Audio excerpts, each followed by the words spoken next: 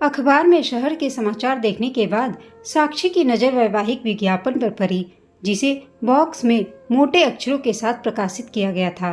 30 वर्षीय नौकरी पेशा, तलाकशुदा, 1 वर्षीय बेटे के पिता के लिए आवश्यकता है सुधर सुशील पढ़ी लिखी कन्या की।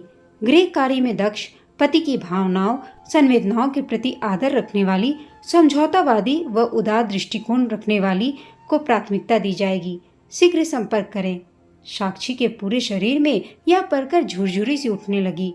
कहीं यह विज्ञापन उसके पति सुदीप ने तो ही नहीं दिया। विज्ञापन पढ़कर साक्षी को यही लगता है, लेकिन सुदीप तलाकशुदा कहाँ है? अभी तो उनके बीच तलाक हुआ ही नहीं। हाँ, तलाक के बाद 2-4 बार जरूर उठी है। शादी के पश्चात हनीमून के दौरान सुदीप ने महसूस किया कि हर समय साक्षी उसकी भावनाओं का मखौल उड़ा देती है और अपनी ही बात को सही ठहराती है। सुदीप को बुरा तो लगा, लेकिन तब उसने चुप रहना ही उचित समझा। शादी के 2 महीने ही बीते होंगे। एक बार छुट्टी के दिन वो लोग बाहर निकले थे। शाम के समय अचानक साक्षी बोली, सुदीप, अब हमें अपना अलग घर बसा लेना चाहिए, यहाँ मेरा दम घुटता है। सुदीप यह सुनकर जैसे आसमान से नीचे गिर गया। यह क्या कह रही हो साक्षी? अभी तो हमारी शादी को 2 महीने ही हुए हैं और फिर मैं इकलौता लड़का हूँ, पिताजी नहीं है, इसलिए माँ की और मेरी बहन कविता की जिम्मेदारी भी मुझ पर ही है। तुमने कैसे सोच लिया कि हम अलग घर बसा लेंगे? साक्षी तुनक कर बोली, क्या तुम्हारी जिम्मेदारी सिर्फ तुम्हारी माँ और बहन है? मेरे प्रति तुम्हारी कोई जिम्मेदारी नहीं? अरे बाबा, तुम्हारे प्रति कौन सी जिम्मेदारी मैं नहीं निभा रहा? घर में कोई रोक टोक नहीं है, प्रतिबंध नहीं है, और क्या चाहिए तुम्हें? सुदीप भी कुछ आवेश में आ गया। मुझे आज़ादी चाहिए सुदीप, अपने ढंग से जीने की आज़ादी। मैं जो चाहूँ पहनूँ, खाऊँ, करूँ। मुझे किसी की भी किसी तरह की टोका टाकी पसंद नहीं। अरे तो अभी तो तुम अपने ढंग से ही तो जी रही हो। सवेरे 9 बजे से पहले बिस्तर नहीं छोड़ती, फिर भी माँ चुप रहती हैं, भले ही उन्हें बुरा लगता हो। माँ को तुमसे प्यार है, वह तुम्हें सुंदर कपड़े आभूषण पहने देखकर अपनी चाह लालसा पूरी करना चाहती हैं। रसोई के काम तुम्हें नहीं आते तो तुम्हें सिखाकर सुधर बनाना चाहती हैं। इसमें नाराजगी की क्या बात है? बस अपनी माँ की तारीफों के कसीदे मत करो मेरे सामने। मैंने कह दिया सो कह दिया। मैं उस घर में असहज महसूस करती हूँ, मुझे वहाँ नहीं रहना। अच्छा चलो, आज खाना बाहर ही खा लेते हैं, इस विषय पर बाद में बात करेंगे। सुदीप ने बात खत्म करने के उद्देश्य से कहा। बाद में क्यों? अभी क्यों नहीं? मुझे अभी जवाब चाहिए कि तुम्हें मेरे साथ रहना है या अपनी माँ और बहन के साथ। साक्षी भी अड़ गई थी। सुदीप सन्न रह गया। साक्षी के इस रूप की तो उसने कभी कल्पना भी नहीं की थी। फिर किसी तरह स्वयं को संयत करके उसने कहा, ठीक है, घर चलकर बात करते हैं। मुझे नहीं जाना घर, साक्षी ने अकड़ कर कहा। सुदीप ने उसका हाथ खींचकर गाड़ी में बैठाया और गाड़ी स्टार्ट की। तुमने मुझ पर हाथ उठाया? यह देखो, मेरी बाह पर नीले निशान छप गए हैं। मैं अभी अपने मम्मी पापा को फ़ोन करके बताती हूँ। साक्षी के चीखने पर सुदीप हक्का बक्का रह गया। किसी तरह स्वयं पर नियंत्रण रखकर गाड़ी चलाता रहा। घर पहुँचते ही साक्षी दंदनाती हुई अपने कमरे की ओर चल पड़ी। माँ तथा कविता संशय से भर उठी। सुदीप बेटा, क्या बात है? साक्षी कुछ नाराज लग रही है। माँ ने पूछा। कुछ नहीं माँ, छोटी मोटी बहसें तो चलती ही रहती हैं। आप लोग सो जाइए, हम बाहर से खाना खाकर आए हैं। साक्षी को समझाने की गरज से सुदीप ने कहा। साक्षी, शादी के बाद लड़की को अपने ससुराल में तालमेल बैठाना पड़ता है, तभी तो शादी को समझौता भी कहा जाता है। शादी के पहले की जिंदगी की तरह बेफिक्र स्वच्छंद नहीं रहा जा सकता। पति परिवार के सदस्यों के साथ मिलकर रहना ही अच्छा होता है। आपस में आदर प्रेम विश्वास हो तो संबंधों की डोर मजबूत बनी रहती है। अब तुम बच्ची नहीं हो, परिपक्व हो। छोटी छोटी बातों पर बहस करना, रूठना ठीक नहीं। तुम्हारे उपदेश खत्म हो गए हैं तो या अभी भी बाकी हैं? मैं सिर्फ एक बात जानती हूँ सुदीप, मुझे यहाँ इस घर में नहीं रहना। अगर तुम्हें मंजूर नहीं तो मैं मैके चली जाऊंगी। जब अलग घर लोगे तभी आऊंगी। साक्षी ने सपाट शब्दों में सुदीप को धमकी दे डाली। अमावस की काली रात उस रोज और अधिक गहरी और लंबी हो गई थी। सुदीप को अपने जीवन में अंधेरे के आने की आहट सुनाई पड़ने लगी। किससे अपनी परेशानी कहे? जब लोगों को पता लगेगा कि शादी के 2-3 महीनों में ही साक्षी सास ननद को लाचार अकेले छोड़कर पति के साथ अलग रहना चाहती है, तो कितनी बेइज्जती होगी। सुदीप रात भर इन्हीं तनावों के सागर में गोते लगाते रहा। इसके बाद भी अनेक रातें इन्हीं तनावों के बीच गुजरती रहीं। सुदीप और साक्षी के बीच बातचीत बंद था। माँ की अनुभवी आंखों से कब तक सुदीप आंखें चुराता। उस दिन साक्षी पड़ोस की किसी सहेली के यहाँ गई थी। माँ ने पूछ ही लिया, सुदीप बेटा, तुम दोनों के बीच कुछ गलत चल रहा है। मुझसे छिपाओगे तो समस्या कम नहीं होगी। हो सकता है कि मैं तुम्हारी मदद कर सकूं। सुदीप की आंखें नम हो आईं। माँ के प्रेम आश्वासन ढाढ़स ने हिम्मत बंधाई तो उसने सारी बातें कह डाली। माँ के पैरों तले जमीन खिसक गई। वह तो साक्षी को बेटी से अधिक प्रेम स्नेह दे रही थी और उसके दिल में उनके प्रति अनादर नफरत की भावना कहाँ चूक हो गई उनसे।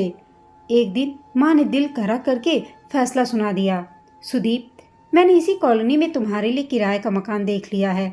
अगले हफ्ते तुम लोग वहाँ शिफ्ट हो जाओ। सुदीप अवाक सा माँ के उदास चेहरे को देखता रह गया। हाँ, साक्षी के चेहरे पर राहत के भाव स्पष्ट नजर आ रहे थे।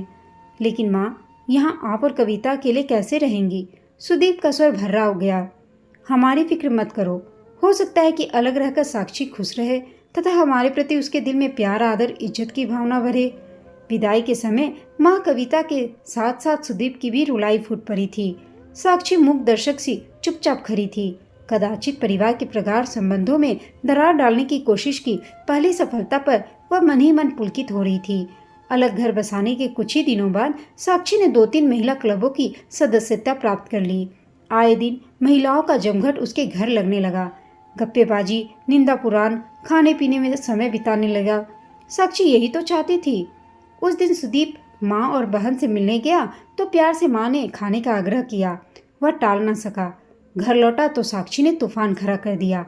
मैं यहाँ तुम्हारा इंतजार करती भूखी बैठी हूँ और तुम माँ के घर मजे से पेट भर कर आ रहे हो। मुझे भी अब नहीं खाना। सुदीप ने खुशामद करके साक्षी को खाना खिलाया और उसके जोर देने पर थोड़ा सा स्वयं भी खाया। पति को वश में करने के नए नए तरीके आजमाने की जब उसने कोशिश की तो सुदीप का माथा ठनका। इस तरह शर्तों पर तो जिंदगी नहीं जी जा सकती। आपस में विश्वास, समझ, प्रेम व सामंजस्य की भावना ही ना हो तो संबंधों में प्रगाढ़ता कहाँ से आएगी? रिश्तों की मधुरता के लिए दोनों को प्रयास करने पड़ते हैं और साक्षी केवल उस पर हावी होने, अपनी जिद मनवाने तथा स्वयं को सही ठहराने के लिए ही प्रयास कर रही थी। यह सब कब तक चल पाएगा? इन्हीं विचारों के झंझावतों में वह कुछ दिन उलझा रहा। एक दिन अचानक खुशी की लहर उसके शरीर को रोमांचित कर गई जब साक्षी ने उसे बताया कि वह मां बनने वाली है। पल भर के लिए उसके प्रति सभी गिले शिकवे वह भूल गया। साक्षी के प्रति अथाह प्रेम उसके मन में उमड़ पड़ा। उसके माथे पर प्रेम की मोहर अंकित करते हुए वह बोला, थैंक यू साक्षी, मैं तुम्हारा आभारी हूँ। तुमने मुझे पिता बनने का गौरव दिया। मैं आज बहुत खुश हूँ। चलो बाहर चलते हैं, लेट्स सेलिब्रेट। माँ को जब यह खुशखबरी सुदीप ने सुनाई तो वह दौड़ी चली आई। अपने अनुभवों की पोटली भी वह खोलती जा रही थी। साक्षी, वजन मत उठाना, भाग दौड़ मत करना, ज्यादा मिर्च मसाले गरम चीजें मत लेना, कहकर माँ चली गई। एकांत के क्षणों में सुदीप सोचता, बच्चा होने के बाद साक्षी में शायद सुधार आ जाएगा। बच्चे की सार संभाल में वह व्यस्त हो जाएगी। सहेलियों के जमघट से भी छुटकारा मिल जाएगा। प्रसव काल नजदीक आने पर माँ ने आग्रह किया कि साक्षी उनके पास रहे, मगर साक्षी ने 2 टूक जवाब दिया, मुझे यहीं रहना है, वहाँ नहीं जाना। माँ के पास जाकर मैं बोर हो जाऊंगी।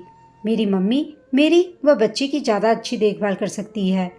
हार कर उसे माँ के घर भेजना ही पड़ा था सुदीप को और वह मायके चली गई। 3 माह के बेटे को लेकर साक्षी जब घर लौटी तो सबसे पहले उसने आया का इंतजाम किया।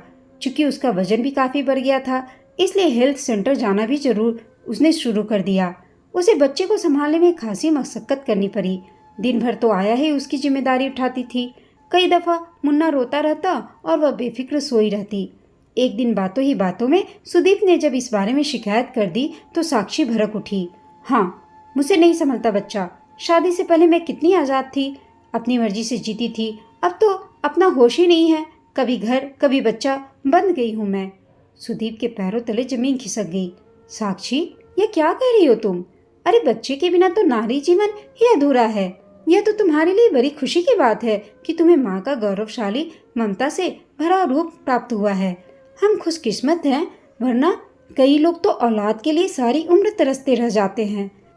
सुदीप ने समझाने की गरज से कहा, तुम आज भी अपनी दकियानूसी विचारों से भरे हो सुदीप।